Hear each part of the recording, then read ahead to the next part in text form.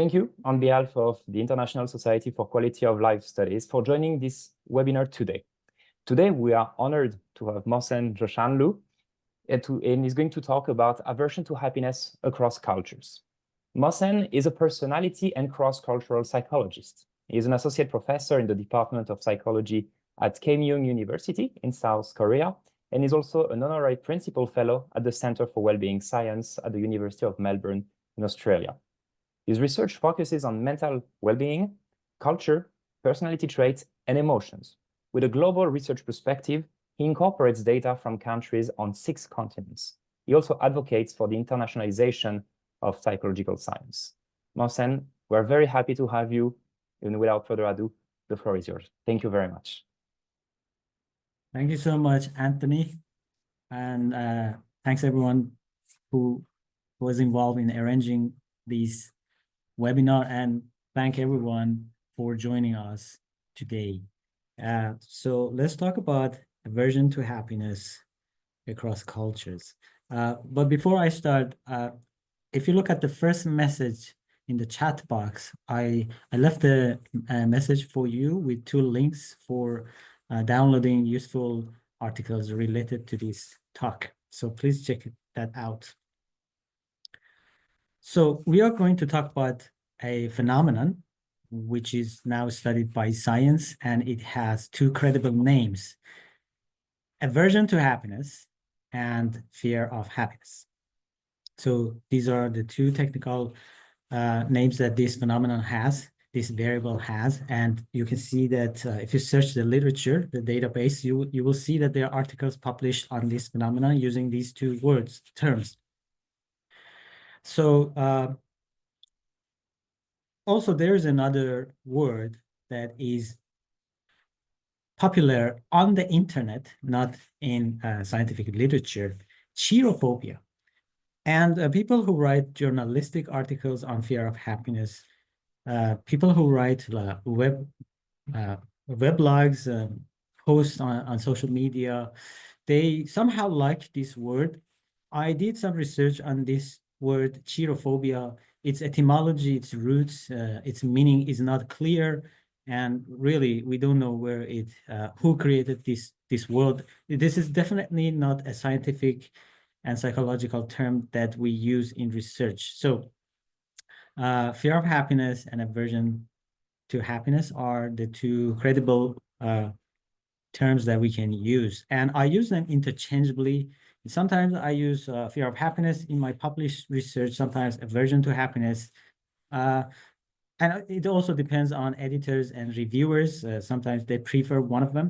But when I speak, I usually use fear of happiness, easier for me.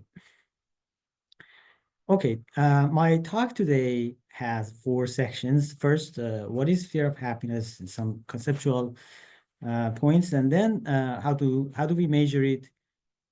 Next, we talk about why some people are afraid of happiness or aversive to the experience of happiness. And finally, we will have some cultural discussions on fear of happiness. So let's start with the definition of this concept.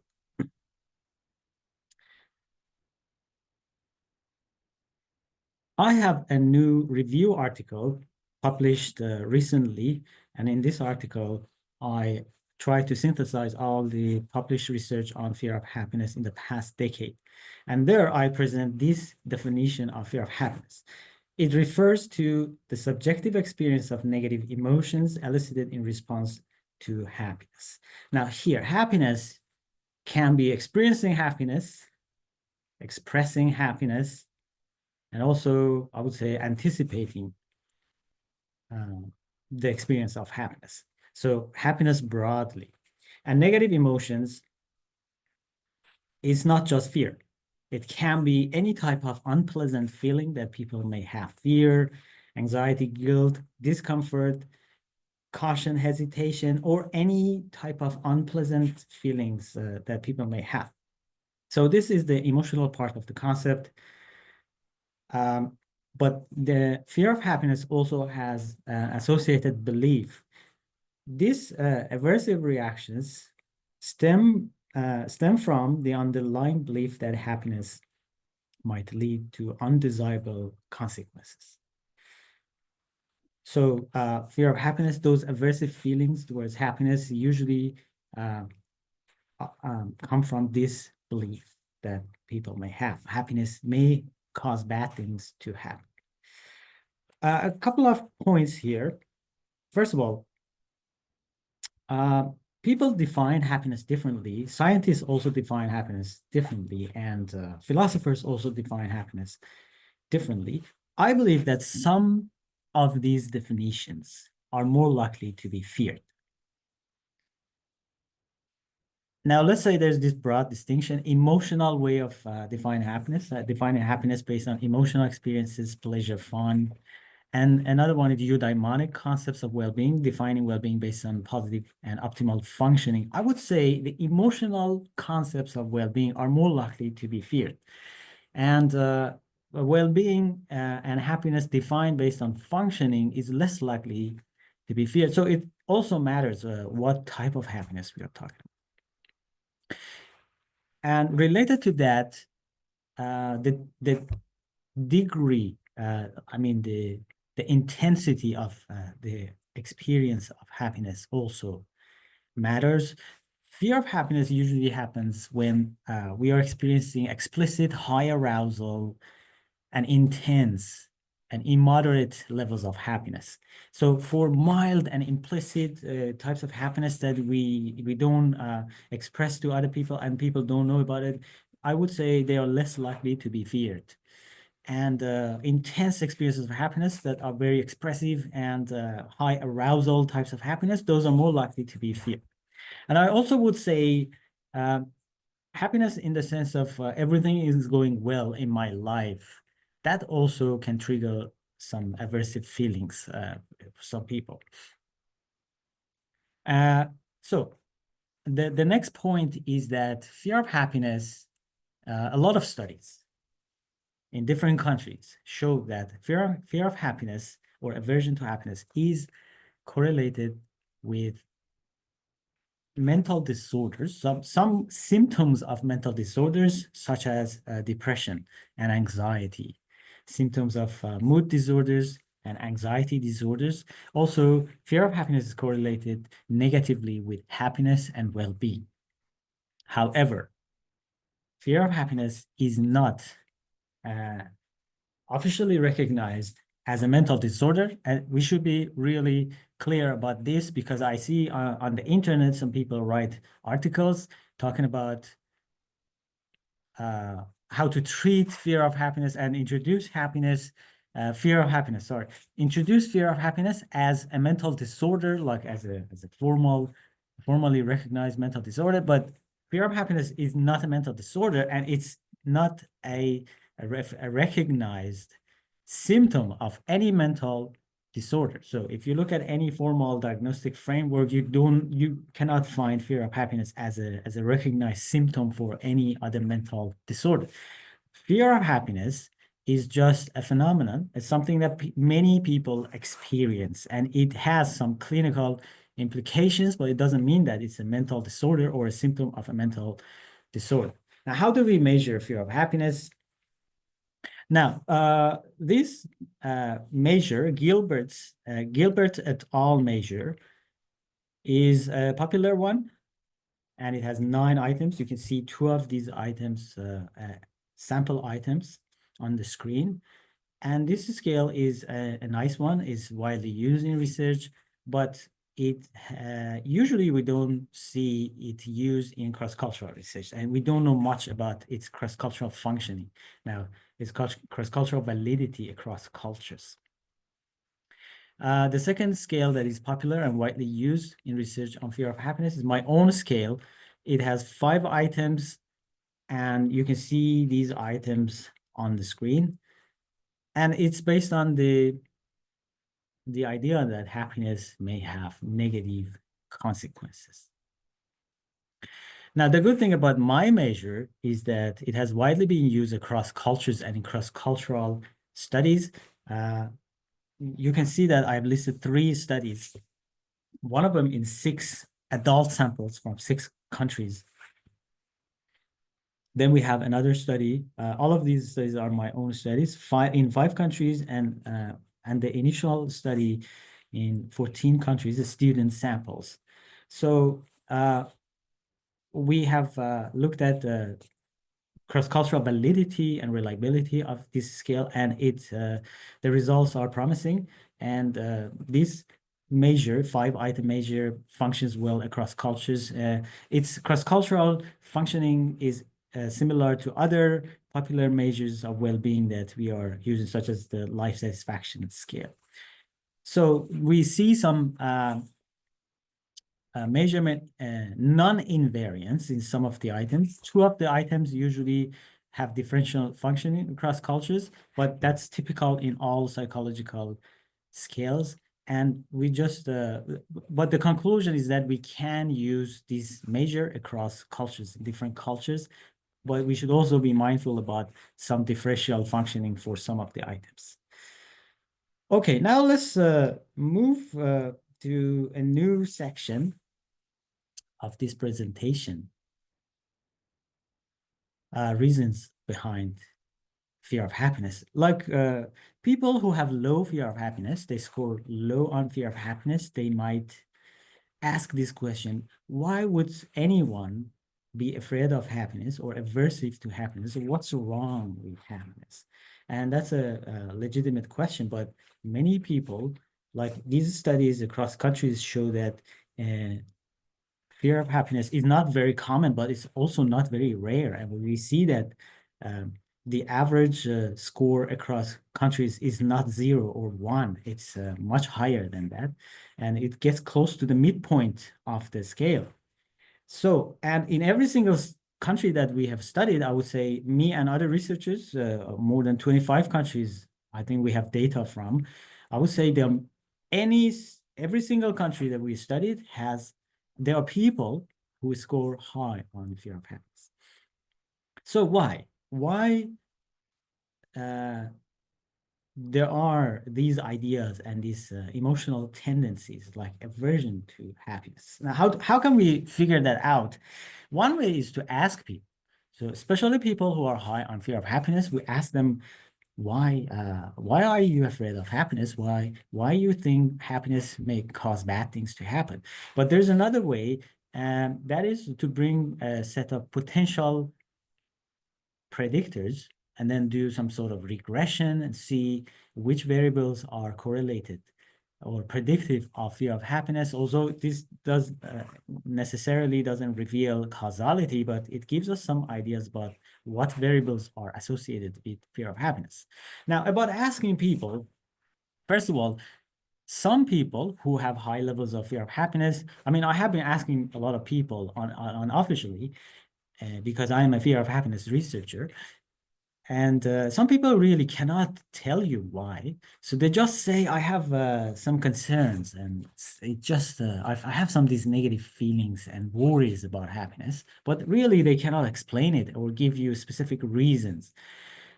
We should know that this may be the result of socialization, like the parenting style of the parents, the emotional environment of the childhood, and the genetic makeup. So it's very normal if someone has high levels of fear of happiness, but it's implicit and they cannot really consciously talk about it. That's very normal. But some people actually have kind of analyzed themselves, and they can give you some responses from themselves, or also they can mention some aspects of their culture and religion, for example.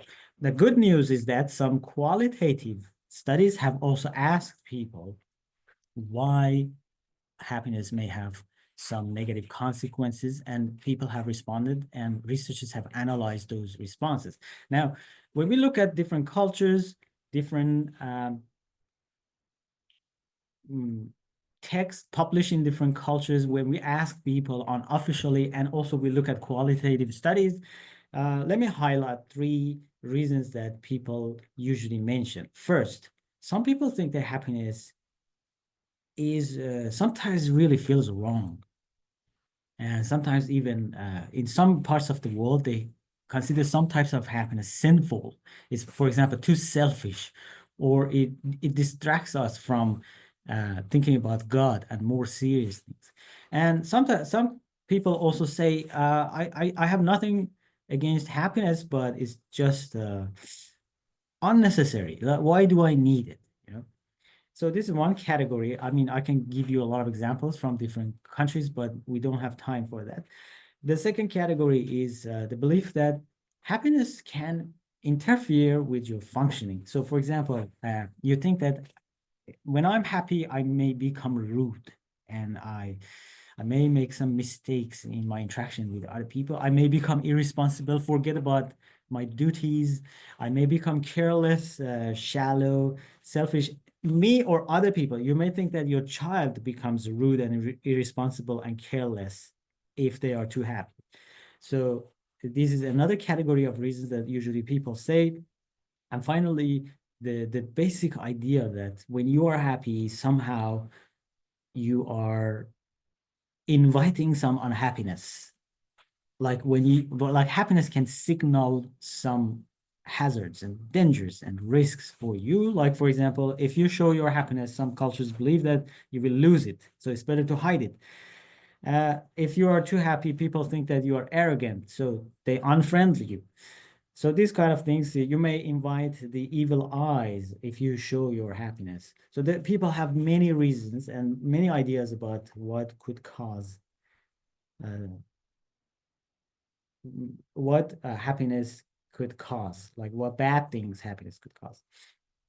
Now let's move to the second category of studies on what could be the reasons of fear of happiness. These are empirical studies where researchers have looked at, me and other researchers have looked at potential predictors of fear of happiness across countries. And here I just highlight the findings that are replicated based on larger data and robust findings that I believe are replicable and we can trust them. So personality traits are not very strong predictors of fear of happiness, but they have some notable correlations with fear of happiness, especially neuroticism has the highest correlation. So this personality trait is associated with fear of happiness. Relationship quality. Indicators of current relationship quality, such as relationship satisfaction, family relationship satisfaction, marital relationship satisfaction, levels of loneliness, isolation. These are important predictors of fear of happiness. So if people who have some trouble in their current relationships and feel isolated or lonely, they are more likely to show fear of happiness. But past relationships, like your views of your past relationships also matter. For example, if you think you had an unhappy childhood, or you think you had a bad relationship with your parents, then we can also expect you report higher levels of fear of happiness for most people. So relationship is very important. It's associated with fear of happiness. Perfectionism is another robust predictor. At least 3 studies have confirmed that perfectionism has a positive correlation with fear of happiness. And my argument is that people who are highly perfectionistic, they focus on achieving more and more and more, and they may start thinking that happiness and fun is a barrier towards sustained effort and sustained success. So they may start thinking that fear of happiness may be a barrier to their growth. But it needs to be further tested in future research. Self-esteem is negatively correlated with fear of happiness. So if someone doesn't like themselves, they probably start thinking that I don't deserve to be happy, and people don't expect me to be happy, and I don't expect myself to be happy. And then this mismatch between expectations and the experiences of happiness may give them some negative feelings. Meaning in life is a negative predictor of fear of happiness. So if you can have a coherent meaning life and sense of purpose and meaning in your life, if life makes sense to you, probably happy experiences also start making sense to you. But if life doesn't make sense to you in general, happy experiences also will confuse you. Also, probably sad experiences and unhappy experiences will also confuse you. Finally, an important category is emotion regulation problems and difficulties. Now, happiness is an emotion, and if you don't have skills to process emotions, feel them, regulate them, you are more likely to start having troubles with different types of emotions, including happiness.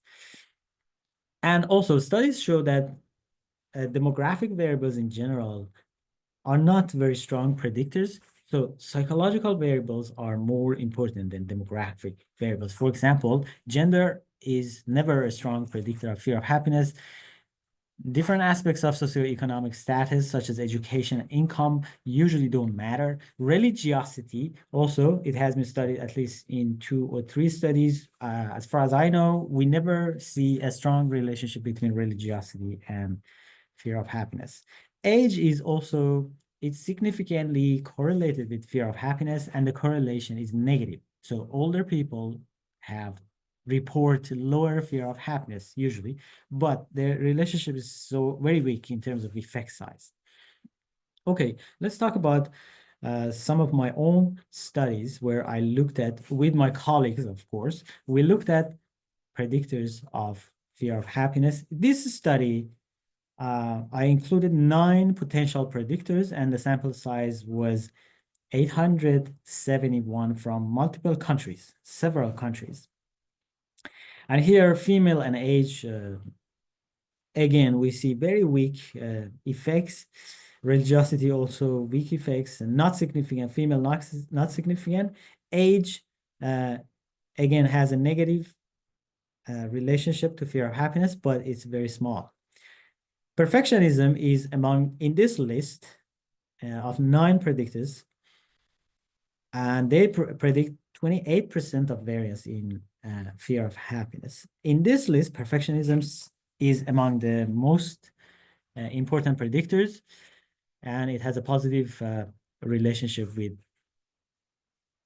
aversion to happiness. Then loneliness also, it has a positive relationship, and its relationship is relatively stronger than other predictors. Unhappy childhood as well. You may notice karma and black magic. So I had this idea that fear of happiness may be categorized as a paranormal, a supernatural belief, and it may come with other beliefs of this type. So I included, do you believe in karma, and do you believe in black magic?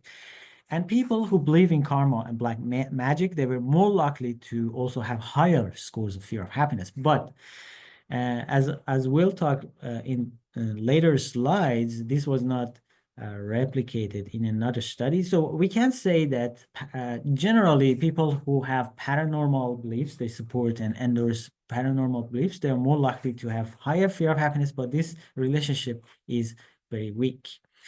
This study, we looked at fear of happiness as a mediator between these predictors and psychological distress. As you can see, I have 3 main predictors: meaning in life, self-esteem, and perfectionism.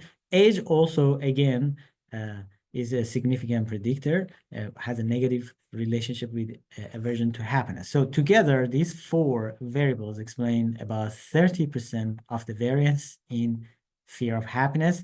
And as you can see, meaning and perfectionism are the main predictors. Self-esteem is a predictor, significant predictor, but along with meaning and perfectionism, it was not a significant predictor. So it was kicked out of the equation somehow. So we can say that meaning and perfectionism are the main predictors in this model, and they predict aversion to happiness, which in turn predicts high levels of mental distress. Okay, now let's talk about this study, which is not published yet. It's under review in a journal.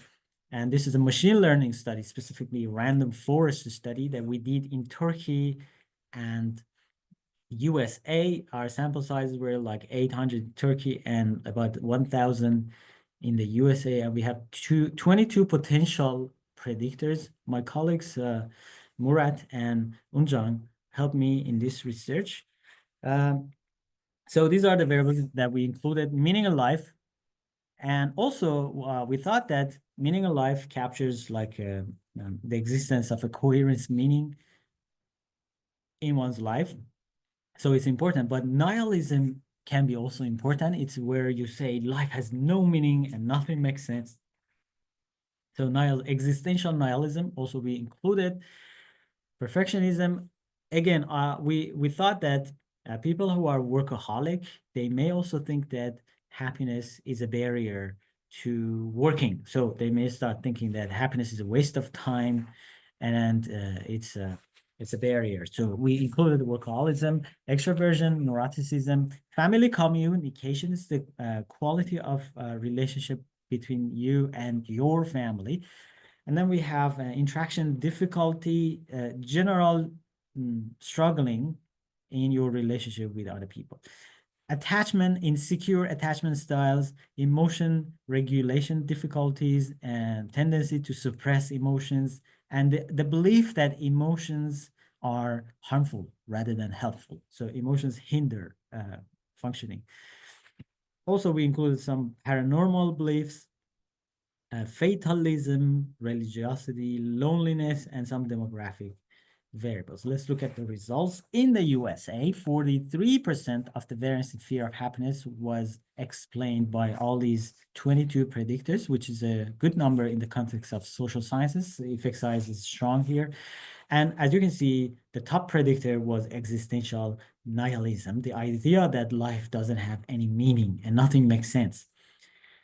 The second predictor in the USA was emotion difficulty, problems in regulating my own emotions.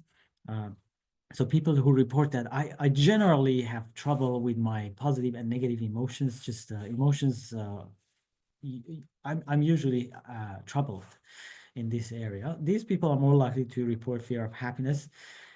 And neuroticism, insecure attachment, and the idea that emotions are harmful and not very useful for us, and perfectionism. So these are the top predictors in USA. Note that neuroticism is a top predictor in USA. Again, we see demographic variables are at the bottom and they are not contributing much. In Turkey, the R-square was about 27%, so it's lower. So these variables are less predictable of fear of happiness in Turkey. The top predictor again is nihilism, emotional difficulty, avoidant attachment, anxious attachment, loneliness, perfectionism. Now here, note that instead of neuroticism, loneliness is a top predictor. The idea that emotions hinder. Again, we see that religiosity is the least important variable in Turkey, and demographic variables in general do not contribute much. So this is machine learning, non-parametric random forest. It captures non-linear relationships. For example, here, you see in the USA, the relationship between perfectionism and fear of happiness is non-linear. So moderate levels of perfectionism, as long as you stay in moderate levels in the below the midpoint, for example, it doesn't really correlate with fear of happiness. But when it becomes extreme, then you see that the relationship becomes stronger. And also we see some non-linearity in Turkey. I would say most of the effects resemble linear relationships, which makes interpretation easier. So conclusions, top predictors in both cultures. The most important predictor that we found out of 22 is existential nihilism. Then difficulties in emotional regulation, insecure attachment. This is related to relationship quality. Perfectionism, which is a positive predictor, but we see some non-linearity here to be more investigated in future research. And also having the idea that emotions in general are useless and even can be harmful. So what I get from this is that demographic variables are much less important than psychological variables. And aversion to happiness deeply rooted in psychological processes related to existential and emotional and relational functioning. And also some cultural differences emerged. First of all, R square was different. So the predictors were in general better in USA than in Turkey. So probably in Turkey, we should try to include culture-specific predictors as well. Neuroticism was more important in the USA, and loneliness was more important in Turkey. So we both see universal findings like findings that apply to both cultures, and also we see culture-specific findings in the predictors of fear of happiness. And our explanation was that because Turkey is a collectivistic culture, loneliness is more important, and it is more likely to be associated with fear of happiness. And in general, it's more painful loneliness in Turkey, but in USA, where that is a culture that emphasizes maximizing happiness more than Turkey, at least, then neuroticism becomes more consequential. It may interfere with feeling happiness and expressing happiness. So, okay, we actually so far some of the slides were about measurement of fear of happiness across cultures, and also the last slides were about cultural differences in predictors. But now let's focus on more studies on fear of happiness across cultures. So let's make the discussion more cultural. So these are the main studies, 3 studies, cross-cultural studies, providing a lot of insights about fear of happiness across cultures. And what we learn from these studies that some cultures have high levels of fear of happiness. Like I said, all cultures, every culture that we study, there are people who have high scores. And also the average level of fear of happiness is not very low in all cultures. We see it's lower than the midpoint, but still not 0. So it's relevant, this variable, in all cultures. However, still some cultures score higher and some cultures score lower. And the last study mentioned here shows that fear of happiness higher in more religious, more collectivistic, and hierarchical cultures. And it's less, the levels are lower in individualistic, secular, and egalitarian cultures. So this is the general finding. There are cultural differences and more collectivistic, and I can give you some examples. For example, some Islamic cultures show high levels of fear of happiness, and some East Asian cultures also show high levels of fear of happiness, whereas Western cultures, Western European and North American, Australia and New Zealand usually show lower levels of fear of happiness. Now let's talk about another of my manuscripts. This is a book chapter which will be published soon, will appear in a book, but still not available. So here I drew data from these 3 studies and created this plot. Now this shows that some cultures have high levels of fear of happiness, and the range of scale is from 1 to 7. So as you can see, in no country we see 0. So I should acknowledge that these samples are convenient samples. These are not representative samples. Some of the samples are small, so we should be very cautious in interpreting this plot, but still it gives us the idea that more traditional and collectivistic cultures score higher, and Western individualistic cultures usually score relatively lower on fear of happiness.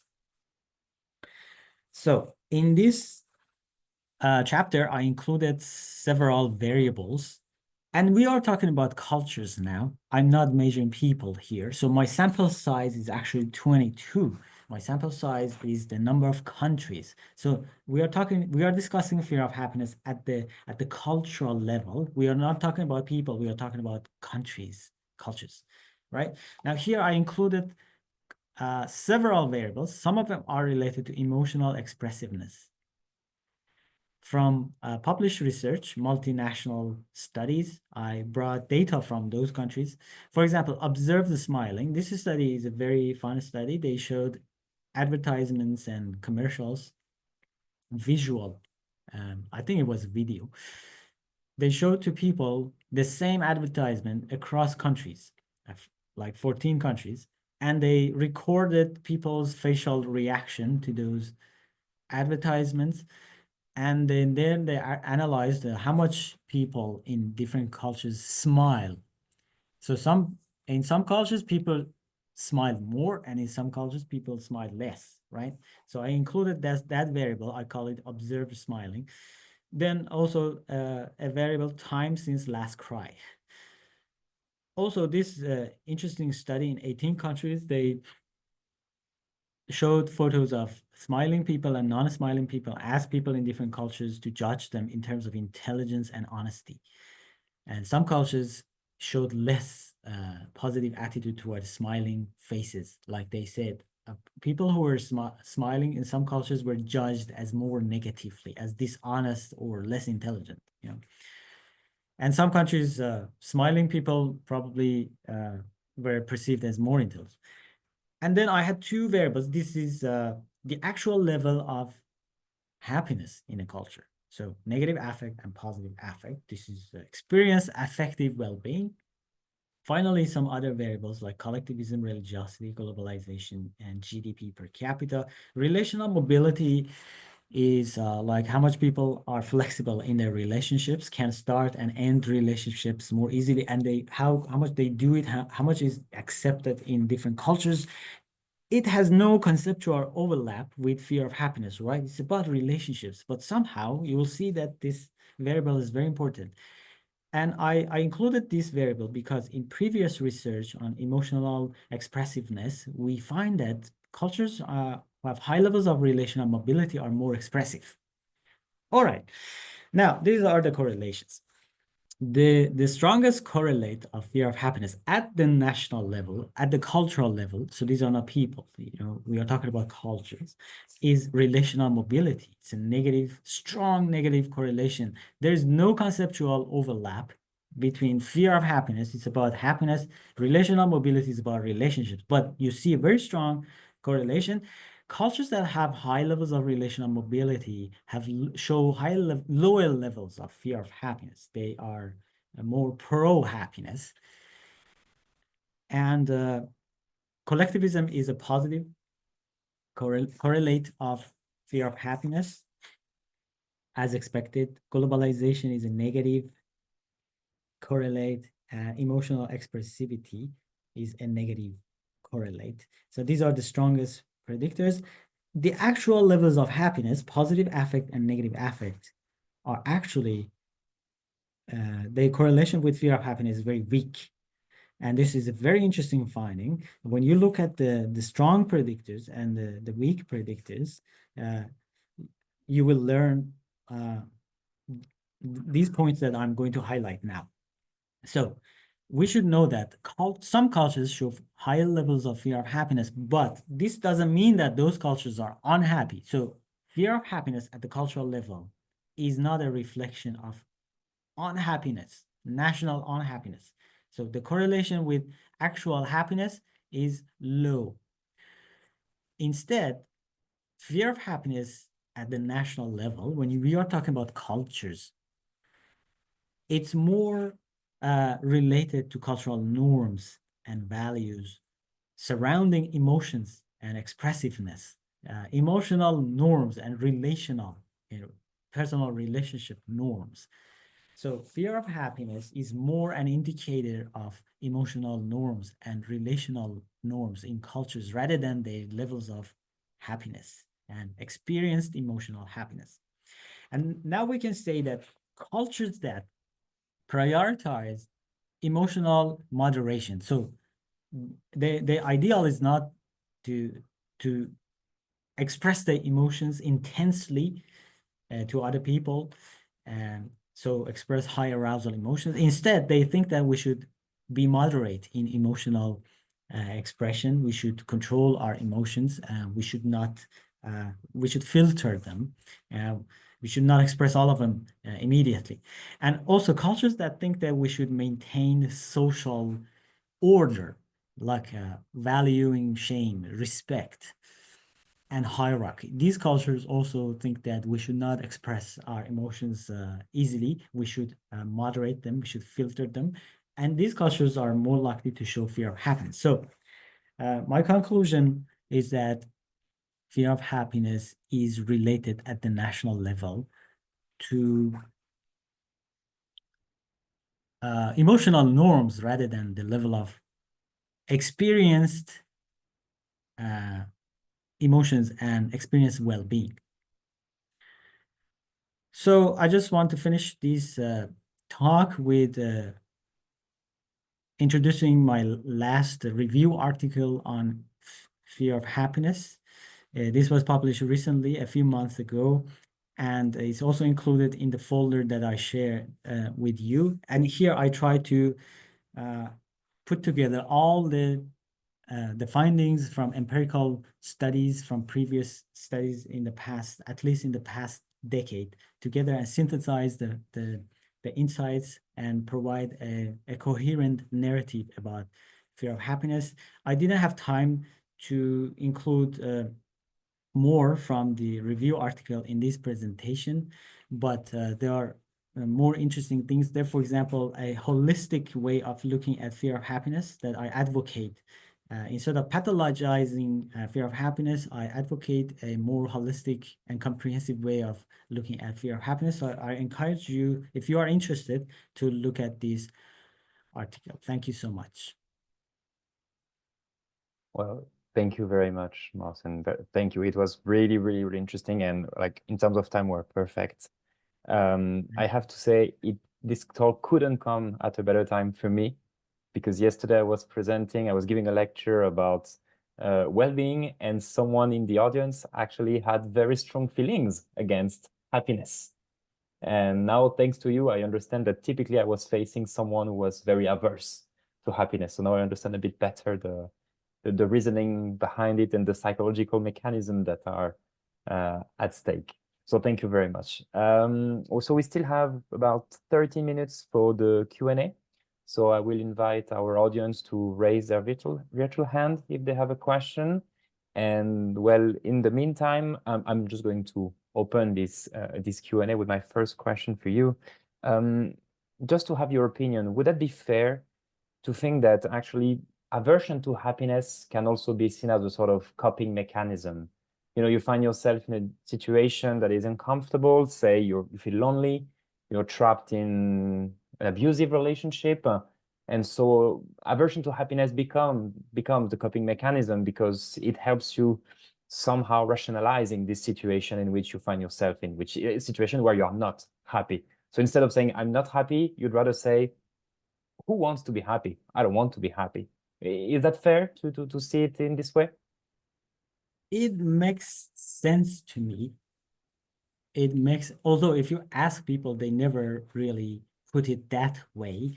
But if you want to analyze what people say, it makes sense to draw that conclusion that fear of happiness is, to some extent, aversion to happiness is a response to not having happiness. And if that lack of happiness is also painful for people, so they would say, like, okay, I don't have it and I don't care about it. So it makes sense to me, although I don't have any research, empirical research to back it up. We do have a lot of studies showing that people who feel isolated and lonely, they do show higher levels of fear of happiness.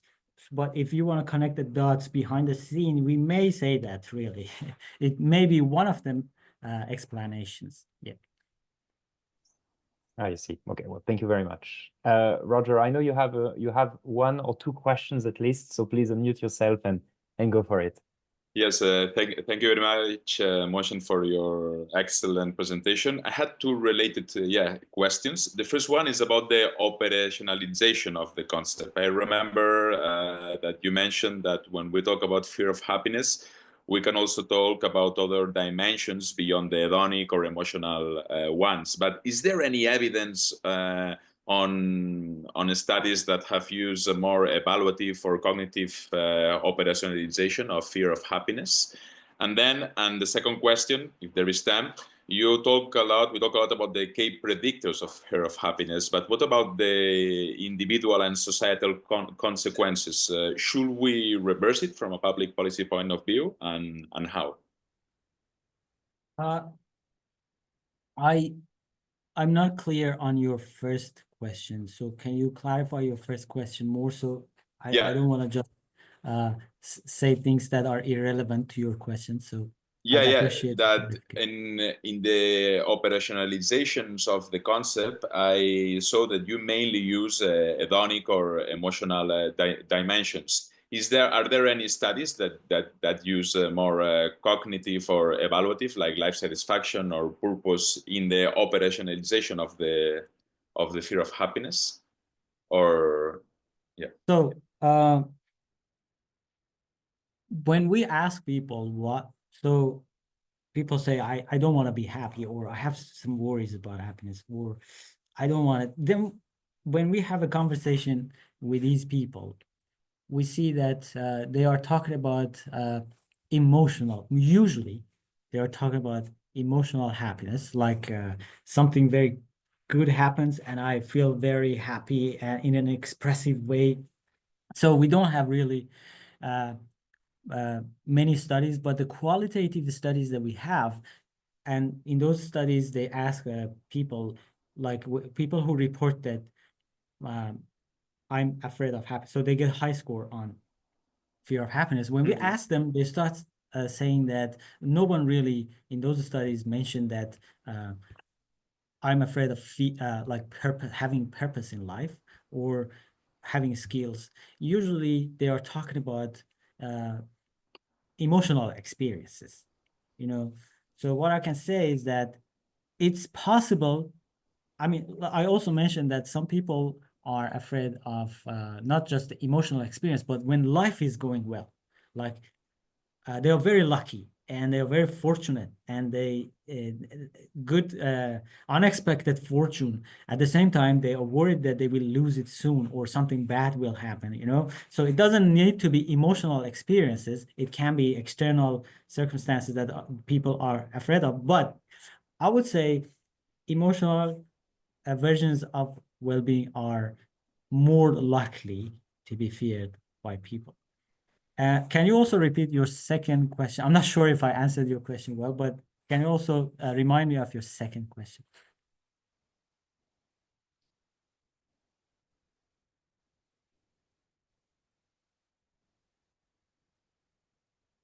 No, think about the potential consequences at the individual and societal level. Should we try to reverse it from a public policy point of view? Sorry, for like 10 seconds, I lost your voice. So I didn't catch your question fully. Can you repeat? Is it my internet connection? Yes,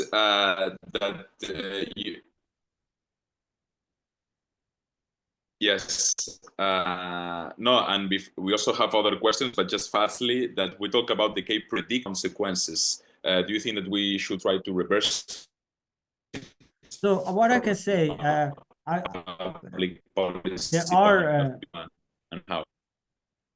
there are technical issues, but I'm trying to guess your question. As I hope I make a good guess. So what I can say is that at the personal level, fear of happiness is related to unhappiness and some clinical symptoms such as depression and anxiety and other mental disorders, but most studies have focused on depression. Yes, at the personal level, we can say that fear of happiness has more clinical implications. also, there are a couple of longitudinal studies showing that fear of happiness predicts future levels of mental health. So even we can argue that to some extent, fear of happiness is the predictor. It's not just a correlate of mental disorders. But at the national level, talking about causality is almost impossible because really doing longitudinal studies at the national level. So at the national level, I prefer just to stay at talking about correlates. So now, I think your question is, what are the consequences of fear of happiness at the national level? I think it's better to talk about only correlates of fear of happiness because, like I said, doing longitudinal studies at the national level is very difficult. So it's difficult to decide the direction. Is fear of happiness causing lower levels of relational mobility or relational mobility? But theoretically, I would say relational mobility and collectivism, these are more important. So they are probably causing fear of happiness. But because, we don't have empirical basis, like doing longitudinal studies are almost impossible at the moment. But I would say that there is a mismatch between fear of happiness at the personal level and at the national level. At the personal level, it's an indicator of unhappiness. At the national level, it's not. It's more a cultural aspect. It's more a cultural syndrome. It's related to expressiveness, emotional norms, rather than unhappiness. So this is a very important finding, in my opinion. Great. We also have 2 additional questions. Well, I think that Sanchin, you want to say you have a question? Yes, please.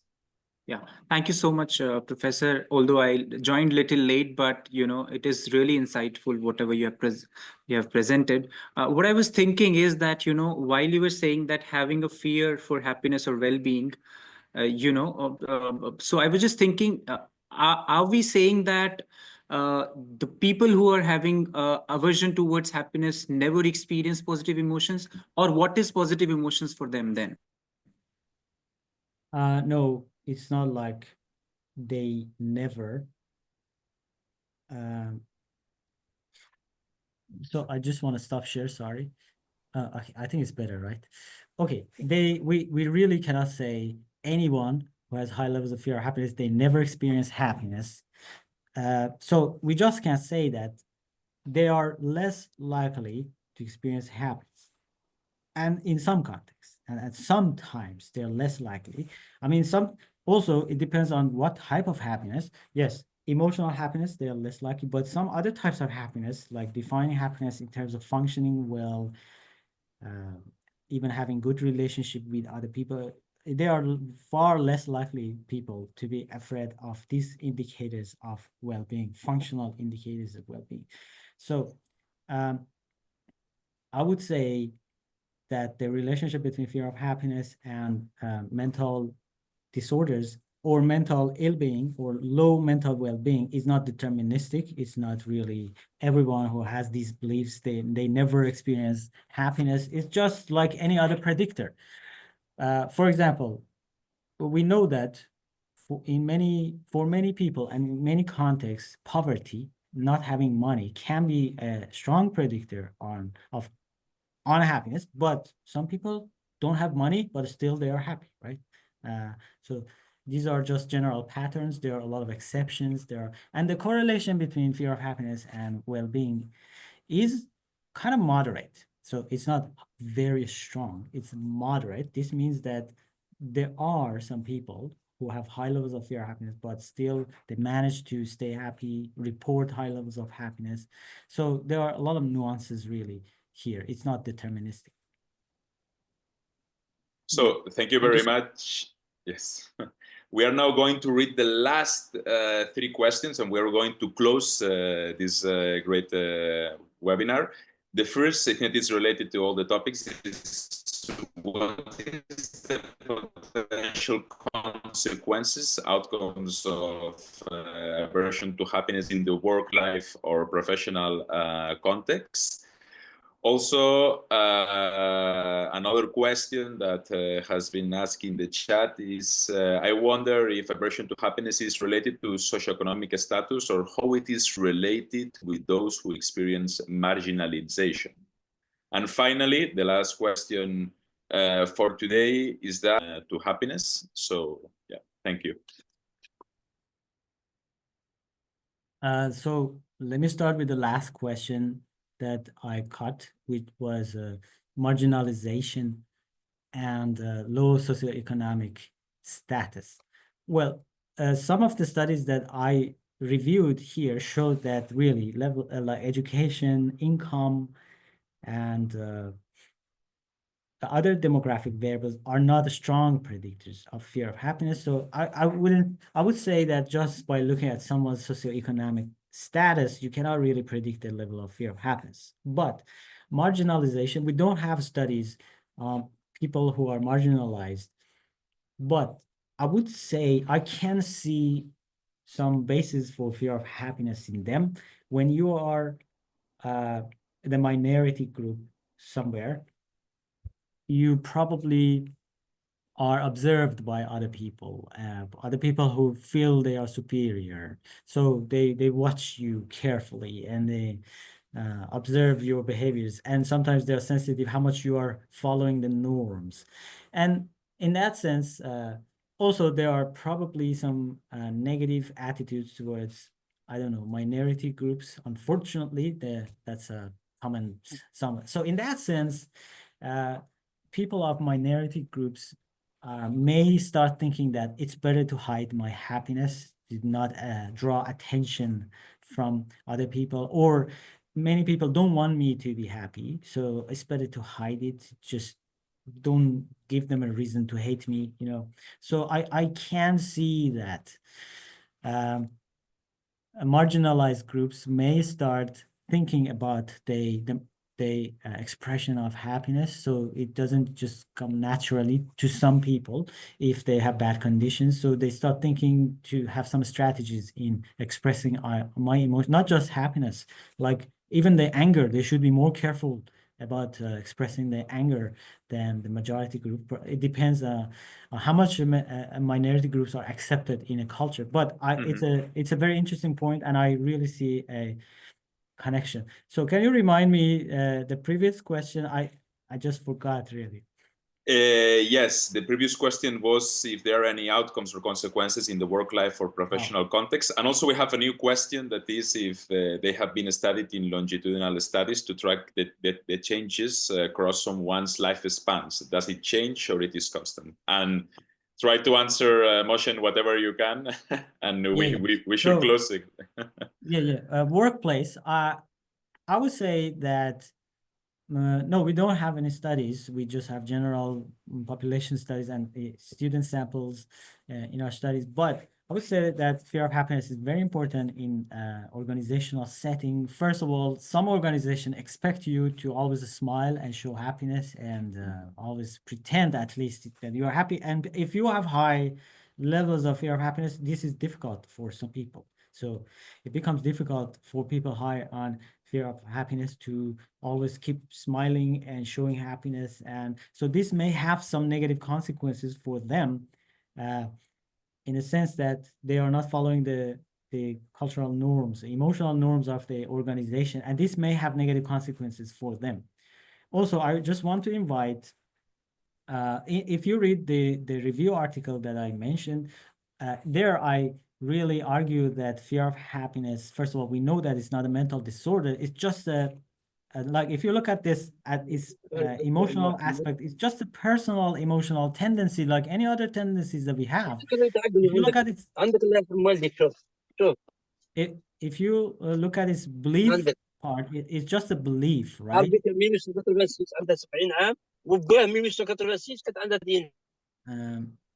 So let me okay. So it's just a belief, like anyone is entitled to have their personal beliefs about any emotion. We cannot suppress people. We cannot really cancel people because of the emotional belief. So let's look at fear of happiness in the organizational setting and in our social life as just a perspective on the emotion of happiness, just a belief that it's a personal belief, and people are entitled to have that. If the person who has these beliefs, they think that this is interfering with their functioning or something, they can talk with other people, but we cannot really judge people based on their ideas about happiness. And let me answer the last question, which was developmental trend. We don't really have longitudinal and developmental studies, but we just know that cross-sectional studies show that people who have high levels, older people are less likely to have, slightly less likely to have high levels of fear of happiness, and younger people actually have higher levels of fear of happiness, but the effect size is very small.